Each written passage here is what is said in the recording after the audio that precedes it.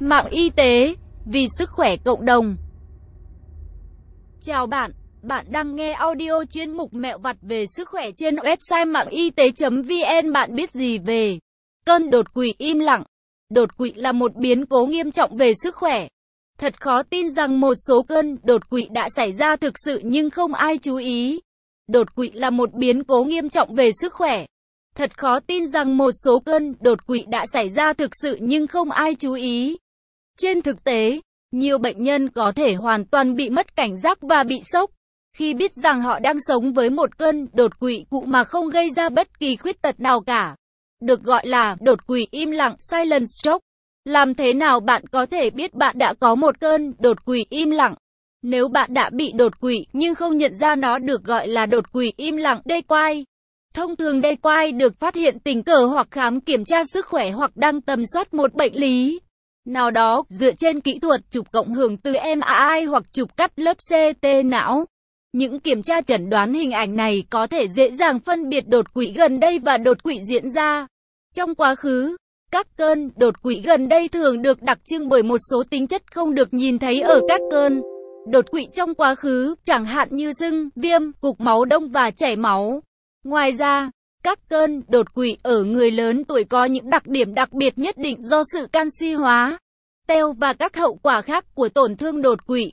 Phải làm gì nếu bạn có đê quai? Khi được thông báo rằng bạn đã có một cơn đê quai, hàng loạt suy nghĩ ập đến và bạn bắt đầu đặt câu hỏi: bình tĩnh hay hoảng hốt? Những gì nên làm tiếp theo? Có chấp nhận điều trị cho đột quỵ? Tìm chuyên gia điều trị đột quỵ? Đi đến cơ sở phục hồi chức năng? Nếu bạn đã có một đê quai có nghĩa đã đến lúc phải có chiến lược mới để chăm sóc sức khỏe của bạn. Đột quỵ im lặng thường được phát hiện tình cờ dựa trên kỹ thuật chụp cộng hưởng từ MRI hoặc chụp cắt lớp CT não. Ảnh Trần minh những tin tốt khi bị đê quai. 1. Đê quai thường dễ bị bỏ qua vì chúng là những đột quỵ quy mô nhỏ. 2. Đê quai xảy ra ở một vùng của não có nhiệm vụ kiểm soát các chức năng. Nhưng các chức năng này cũng được kiểm soát bởi các vùng khác của não. Những kiểm soát chức năng trùng lặp của não làm cho một số đột quỵ xảy ra mà không có bất kỳ hậu quả nào. 3. Tin tốt lớn nhất là đột quỵ mà không có những hậu quả đáng chú ý, chỉ ra rằng bạn đang có sức khỏe tốt. Thông thường, nếu não của bạn đã có thể bù đắp cho một cơn đột quỵ nhỏ, điều này có nghĩa là bạn có một cơ thể khỏe mạnh và một bộ não đang hoạt động hiệu quả. Trên thực tế, người ta có thể thấy rằng những người có đủ sức khỏe về tinh thần và thể chất đều có sức khỏe bộ não tốt và có thể hồi phục tốt hơn sau một đột quỵ với ít hoặc không có triệu chứng và khuyết tật xảy ra. Những tin xấu về đê quai. 1. Đã có một cơn đê quai chỉ ra rằng bạn hiện đang có hoặc đã có một hoặc nhiều yếu tố nguy cơ đột quỵ. Những yếu tố nguy cơ này bao gồm bệnh mạch não, tăng huyết áp, bệnh tim, đái tháo đường, cholesterol máu cao, rối loạn đông máu, hút thuốc hoặc sử dụng ma túy. Quản lý tốt các yếu tố nguy cơ thông qua thuốc men, chế độ ăn uống, tập thể dục và kiểm soát stress là rất quan trọng.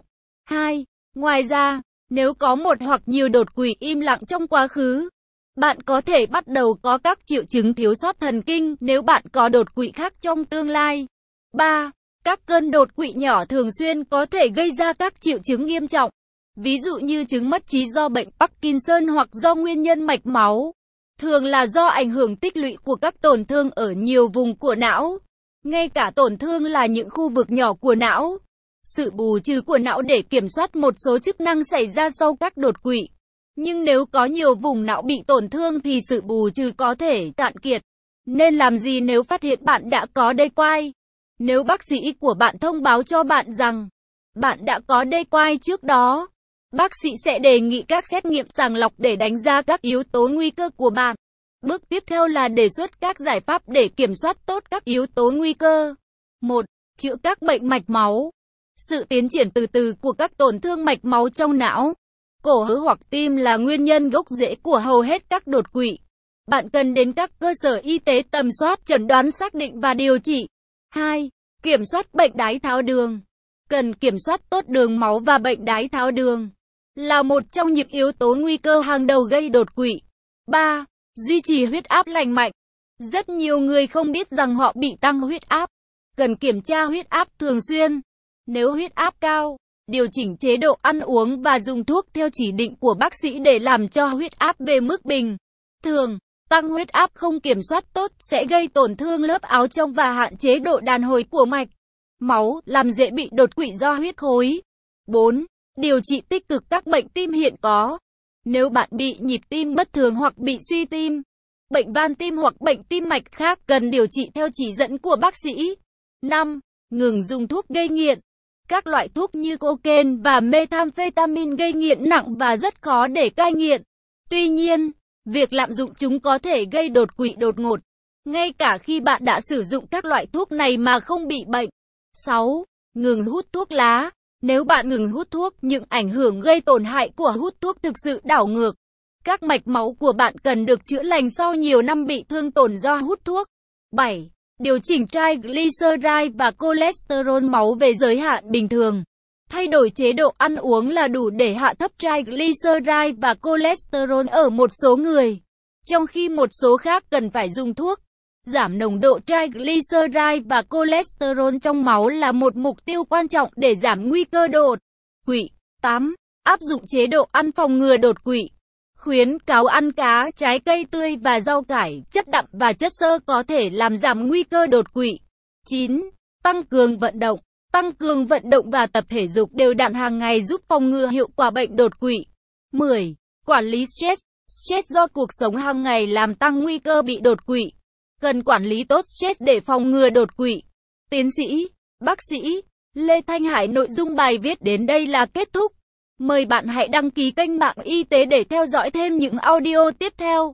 Hy vọng bài viết này sẽ đem lại cho bạn nhiều điều bổ ích. Chúc bạn luôn mạnh khỏe.